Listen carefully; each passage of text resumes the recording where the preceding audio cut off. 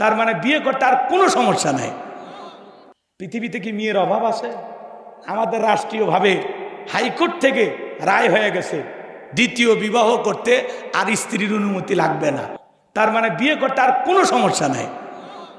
মারহাবা খান। আরে এই দেশের হাইকোর্ট কি অনুমতি দেবে? আল্লাহ তো অনেক আগে অনুমতি দিয়ে দিয়েছে যে চাইলে 2টা বিয়ে করো, 3টা করো, 4টা করো।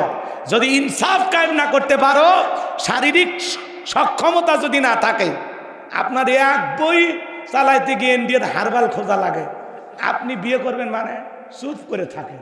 কথা কয় না কে? অতএব সাবধান। বিয়ে করতে গেলে 4টা সক্ষমতা থাকা লাগবে। 1 নাম্বার হলো দেহের শক্তি থাকা লাগবে। 4টা বউ চালানোর মতো এনার্জি থাকা লাগবে। এক বই আর 4টা বিয়ে। কথা কি বলছেন? 2 নাম্বার সম্পদ থাকা লাগবে। সম্পদ, টাকা আছে। আপনি ভ্যান চালান, রিক্সা চালান, 3টে বউ দিয়ে কি করবেন? এই কথা কয় না কে? আমার এলাকায় এক মুরব্বী 4টে বিয়ে করছে। কথা বলছেন? ওর বুদ্ধি কি দেখছেন? 4 বউ কি ঢাকা গার্মেন্টসে পাঠাছে। ওরা বেতন তুলে বিকাশে পাঠায় আর এই বাদ বসে জুয়া খেলে। এরকম স্বামীও আছে না? না।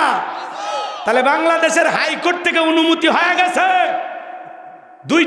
2 নাম্বার বিবাহ করতে গিয়া, দ্বিতীয় বিবাহ করতে গিয়া আর বইয়ের অনুমতি লাগবে না। এই রায় নিয়ে যখন আলোচনা সমালোচনা করতেছে, তখন হাইকোর্টের যে মহামান্য জজ সাহেবের রায় দিয়েছেন, উনি তখন একটু রায়ের ভিতরে অ্যাঙ্গেলে কথা ঢুকে দিয়েছেন, সরাসরি ওনার উপর একটু তখন কি বলছেন যে না, ডাইরেক্ট কথা আমি আর বলতেছি না, আমি বলতেছি দ্বিতীয় বিবাহ করতে গিয়ে একটা সালিসি অনুমতি নেবে। কি করতে? একটা সালিসি বৈঠক করে অনুমতি নিয়ে বিয়ে করলেই হবে, কোনো সমস্যা। আরে বাবা, আজ থেকে 1500 বছর আগেই তো আল্লাহ অনুমতি দিয়ে দিয়েছে। কথা ঠিক না? রাগ করতেছেন? বহু বিবাহ ভালো, এতে জিনা কমে যাবে, পরকীয়া কমে যাবে। কথা কন না কা? রাগ করতেছেন? বিয়ে করা ভালো, কিন্তু এমন বিয়ে করেন না যে আপনি আপনার বইয়ের প্রতি ইনসাফ কায়েম করতে পারবেন না। বড় বউকে ভালোবাসবেন, ছোট বউ ভুলে যাবেন, আবার ছোটটা বেশি মহব্বত করবেন, বড়টা ভুলে যাবেন। আল্লাহর আসামির কাঠ করায় দাঁড়ান লাগবে, ইনসাফ কায়েম করা লাগবে। 5 কেজি চাল এই বইয়ের, ওই বইয়েরও 5 কেজি। এর 1 ভরি স্বর্ণ দিলে এর 1 ভরি স্বর্ণ। কথা কন না কে? আরো গভীরে গেলাম না, ভালোবাসার জায়গা থেকে ওই চিন্তা করা লাগবে। কথা কয় না গো? খালি নবীর হাদিস শোনেন, আমল করেন না। কথা কয় না কে? রাগ করতেছেন? তাহলে রাষ্ট্রীয়ভাবে ঘোষণা হয়েছে দ্বিতীয় বিয়ে করতে আর বইয়ের অনুমতি লাগবে না। যুবকের ঈদের দিন কিছু কিছু যুবক লিখতেছে ঈদ মুবারক। তোর ঈদ মুবারক লেখাই শেষ, বিয়ে আর 2টা করবার পারবো না। কথা কন ঠিক কিনা? কারণ এরা অনলাইনে জুয়া খেলে, মোবাইল দেখে দেখে এদের রাত জাগে জাগে এমনি শরীর চলে না, এমনি। কথা কন না কে? রাত জাগলে পুরুষ আর পুরুষ থাকে না, দুর্বল হয়ে যায়। কথা কন না কে আপনারা? এই জন্য আল্লাহ আমার যুব সমাজকে হেদায়েত দান করেন। চিল্লা কোন আমিন? আর একটু জোরে কোন আমিন? মন খারাপ করছেন? তাহলে টিকটকের নিশা আছে না নাই? কথা কন, কথা কন। টিকটকের নিশা আছে না নাই?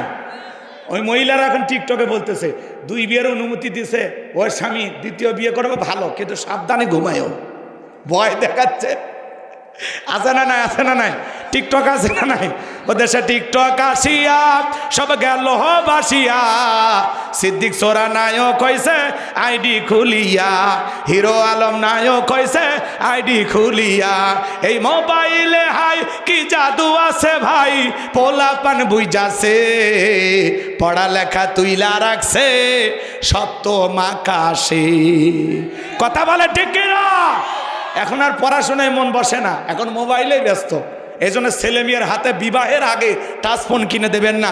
আর যে সমস্ত যুবক বিয়ে করনি, বাবা তোদের পা গায়ে দিয়ে আমি পা ধরে বলে যাই, পিতা মাতার মনে কষ্ট দিয়া অবাধ্য হয়ে পালিয়ে বিয়ে করবা না। পিতা মাতা পছন্দ করে বিয়ে দিবে যেখানে বরকত আছে। একা একা মাত বাড়ি করে বিয়ে করিস না ভাতিজা, জীবনে পস্তাইবা, পস্তাইবা। কথা কয় না? প্রেম করে জীবনে কোনো পুরুষ সুখী হয়নি। কথা কন। প্রেম ভালোবাসা এগুলো যুব সমাজের চরিত্র নষ্ট করে। কথা বলেন? এই জন্য অনেক যুবক আছে মা বাবার মনে কষ্ট দিয়ে ভাগে যা বিয়ে করে। কথা কয় না কে? যে মা বাবা তোরে জন্ম দিতে পারলে, এত বড় করতে পারলো, বিয়েটা দিতে পারবে না, তাদের দোয়া নেওয়া লাগবে না? তাহলে পিতা মাতা অসম্মান করিয়া আচ্ছা, একটা ছেলে বা মেয়ে যদি ভাগে যায়, তার পিতামাতার সম্মান থাকে? তাহলে কেন এগুলো করো? এ চাচা কি আছে, ঠেলাঠেলি করছেন কে? কথা ঠিক। এই তো এই সমাজে এগুলো করা যাবে না বাবা। যারা বিয়ে করনি, কোন কোন যুবক একটু হাত তোলো তো শোনা, বলো মা বাবার পছন্দের মেয়েকে বিয়ে করবা তো? আরে এ ইনশাল্লাহ খালি কয়ে হাত নামাইছো কেন? ভালো করে হাত তোলো। এজ অনেক যুবক দেখছেন হাতে সোজা করার শক্তি নেই বলে পুরুষ। আল্লাহ কবুল করুক, চিল্লা কেন আমি। যদি কোনো মেয়ের সাথে গোপনে প্রেম করে থাকো, ব্লক মারো, আর না হলে বাপ মা দিয়ে প্রেমের বিয়ের প্রস্তাব পাঠাও, ঠিক আছে তো ইনশাল্লাহ। আর আপনাদেরকে বলে যায়, ছেলে মেয়ে যুবক যুবতী হলে যত দ্রুত পারেন বিয়ে দেবেন। কথা কয় নাকি? বেশি বয়সে বিবাহ দিবেন না, যত দ্রুত 18-20 বছরের মধ্যে বিয়ে দেবেন। সরকার বাদ, আপনি সরকার মানে সরকার আপনি, ঠিক আছে? কথা কয় না কে? সরকারের থেকে ভয় করে লাভ আছে?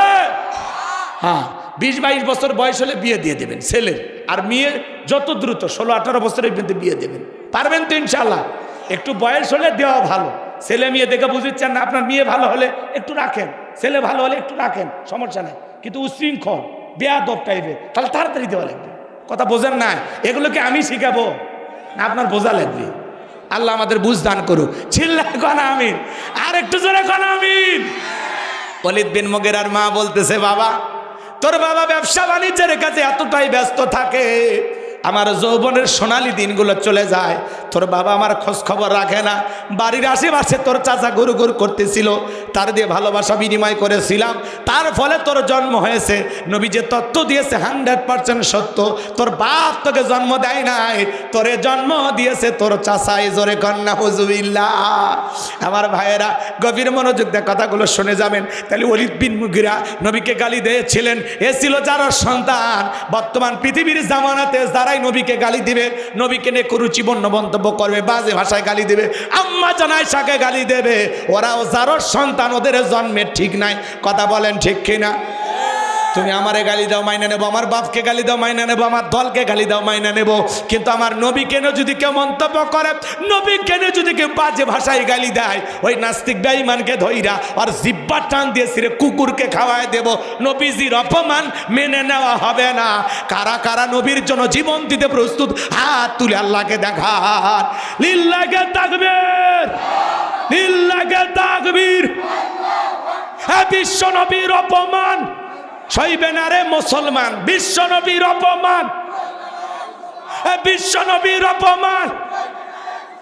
লিল্লাহি তাকবীর। যারা আল্লাহকে কটাক্ষ করবে, নবীকে গালি দেবে, আম্মা জানদের গালি দেবে, কোরআনে লাথি মারবে, আগামীতে রাষ্ট্রীয়ভাবে আইন পাশ করব আমরা ইনশাআল্লাহ। আপনারা আমাদের সাথে থাকবেন, রাষ্ট্রীয়ভাবে আইন পাশ করব। যদি কেউ আল্লাহর নবীকে গালি দেয়, কটাক্ষ করে, বাংলাদেশে তাদের প্রকাশ্যে ফাঁসি কার্যকর করা হবে, প্রকাশ্যে ফাঁসি দেওয়া হবে। কতক্ষণ ঠিক কেনা? যেই পা দিয়ে কোরআনে লাথি মারবে, পা কেটে ফেলে দেওয়া হবে। যেই হাত দিয়ে কোরআনের পৃষ্ঠা ছিঁড়বে, আল্লাহর কোরআনে ছিঁড়ে ফেলে দেবে, ওই হাত কেটে প্রতিবন্ধী বানায় দেওয়া হবে। এই তোরা সিরাসিরির অভ্যাস আছে, গাছের পাতাছের জঙ্গল যা, আল্লাহর কোরআনে হাত দিস কে? কথা কেনা কে? আল্লাহ সমস্ত নাস্তিক আর বেঈমানদের হেদায়েত দান করেন। আর হেদায়েত না থাকলে কি ঔষধ দেওয়া লাগে সময় মতো আমরা দেব ইনশাআল্লাহ। অনেক কথা বলার ছিল বাজান, যতটুকু আলোচনা হয়েছে আমি মনে করি 12টায় শেষ করব, 12:30 পার হয়ে গেছে। যতটুকু আলোচনা হয়েছে আল্লাহ বক্তা শ্রোতা উভয়কে যেন আমল করা তৌফিক দান করেন। আখিরি দাওয়ানা আনিল হামদুলিল্লাহি রাব্বিল আলামিন। বসেন, এই যুবক বসেন। এলাকায় কি দোয়া হয়? এই স্কুলের ম্যাডাম সেলিনা অসুস্থ, দোয়া চেয়েছেন, আমরা ওনার জন্য দোয়া করব। কি কিছু বলবেন? বসেন বসেন। না না বাজান, আরে রাস্তাঘাট ভালো না, এখন কষ্ট হচ্ছে আপনাদের। এই বসেন, এই বসেন। কি কি না শোনা ভাই, বেঁচে থাকলে আবারও দেখা হবে ইনশাআল্লাহ। সকলে দরুদ ইব্রাহিম পড়েন। আল্লাহুম্মা চাচা ওই দরুদ ইব্রাহিম পড়েন। আল্লাহুম্মা সাল্লি আলা মুহাম্মদ ওয়া আলা আলি মুহাম্মদ কামা সাল্লাইতা আলা ইব্রাহিম ওয়া আলা আলি ইব্রাহিম ইন্নাকা হামিদুম মাজিদ। আল্লাহুম্মা বারিক আলা মুহাম্মাদ ওয়া আলা মুহাম্মাদ কামা বারাকতা আলা ইব্রাহিম ওয়া আলা আলি ইব্রাহিম ইন্নাকা হামিদুম। কি চারটে সুন্নত শুনবেন? কোনটা? চারটে সুন্নত শুনবেন। আম্মা জান আয়েশা বলেন, শোনেন বলে দিই, যেহেতু আপনারা ওই যে এক ভাই খুব আশা করছে, ওনার জন্য বলতেছি, বসেন। এক নাম্বার, আম্মা জান আয়েশা বলেন, রসুল যখন বাইরে যাইতেন আমার কপালে চুমু খেয়ে বাইরে যেতেন।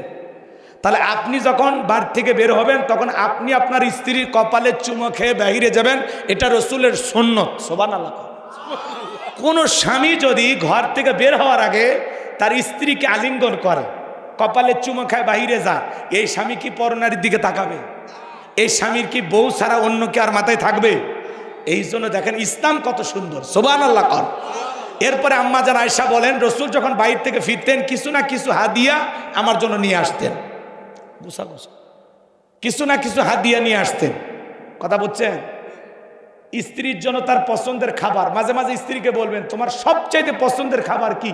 কেক খায়, বিস্কুট খায়, নাকি ফল ফ্রুট খায়? যেটা খায় মাঝে মাঝে ওইটা নিয়ে আসবেন, নিয়ে হাতটা পিছনে রাখবেন, রেখে বলবেন বলো তো সোনা কি আনছি। একটু মজা করবেন, একটু রসিকতা করবেন, কথা কয় না খায়।